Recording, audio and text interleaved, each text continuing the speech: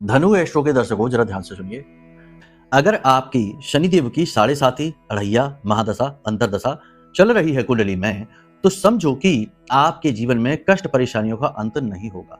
इसी के साथ साथ यदि शनिदेव के साथ चंद्रमा की युति आपकी जन्म पत्री में कहीं पर भी है, तो आप आजीवन शनि की साढ़े साथी का दुख भोगेंगे।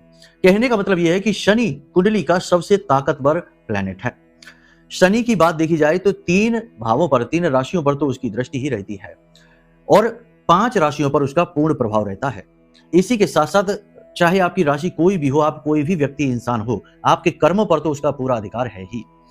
कहने का मतलब यह है कि न्यायकर्ता कर्म फलदाता है। तो ऐसे में शनि की शक्ति को समझना और इसका उपयोग अपने हित के लिए करना बेहद आवश्यक है। इसीलिए हम आपको बता रहे हैं 5 ऐसे संकेत जो यदि आपके अंदर दिखें तो समझ लो कि आपका शनि खराब है, डिस्टर्ब है। पहला काम आपको करना है कि इस शनि को ठीक करिए।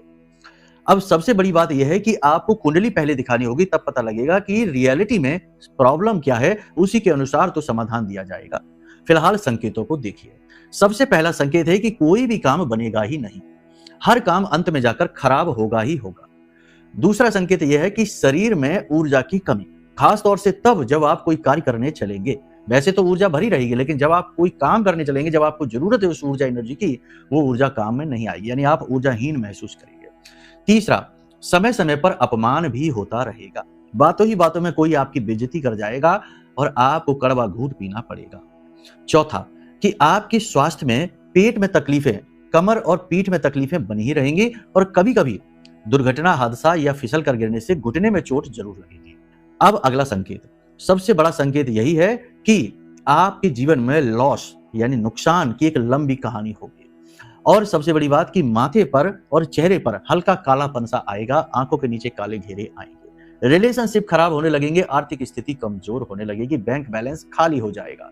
कमाए चाहे कितना ही, लेकिन रुकेगा कुछ भी नहीं। कहने का मतलब यह है कि हर तरफ से आपको शनि की मार पड़ रही होगी। तो ऐसे में आपको करना है एक महत्वपूर्ण फैसला, अपनी कुंडली आकलन कराइए और सारे मार्ग वहीं से खुलेंगे।